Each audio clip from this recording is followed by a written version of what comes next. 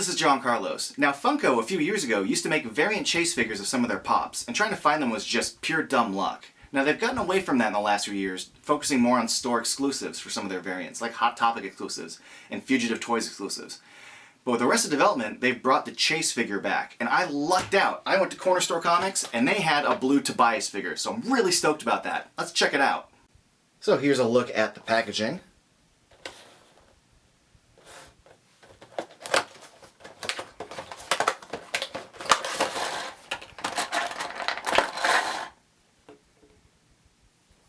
If you've seen my other Funko Pop reviews, then you know that I can kind of be a nitpicky butthole when it comes to paint jobs and stuff. And the thing about chase figures is, they're not very easy to find, so when you do find one, you just get it. You don't get to inspect 10 other figures and see which one has the best paint job. But luckily, this figure has an awesome paint job. I'm really happy and kind of lucky that this one turned out so great. Let's start off with the face. You can see that the glasses are pretty clean. If you've seen my other Arrested Development reviews, then you might have known that the glasses have some issues. Sometimes the frames are bent. This one's ever so slightly bent at the bottom. That's barely bent. They also can have their brown paint bleeding onto the lens, which this one slightly does. You can kind of see there's this little brown kind of fading there. But this one has relatively clean frames. That brown paint isn't that noticeable. It's not a giant, huge blocking smear. You can, still see the eyeballs through it. And the eyeballs haven't touched the lenses. There's no paint wet spot. I'm really happy with how these glasses turned out. And the paint on the face is really solid too. That mustache is painted perfectly on the sculpted mustache. I'm really happy with how this turned out. Now it's worth noting that his hair is not brown like on the other figure. His hair is kind of painted over blue too.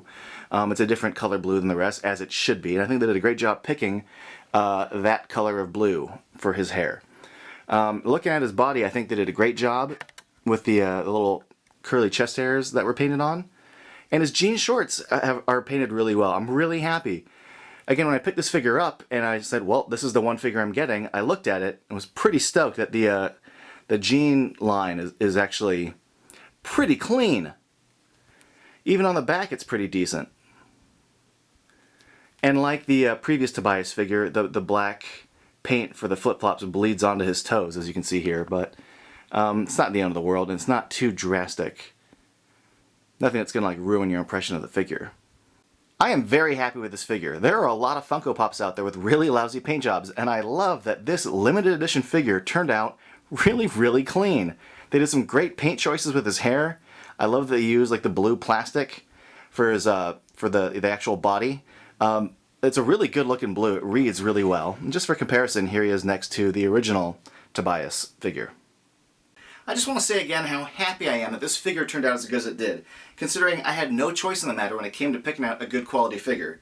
Now it's pretty limited. I think it's 1 out of 36, at least that's what I heard, which makes it kind of difficult to find. So if you're out there and you have one, consider yourself very lucky. And if you're out there hunting for one, all I can say is best of luck to you.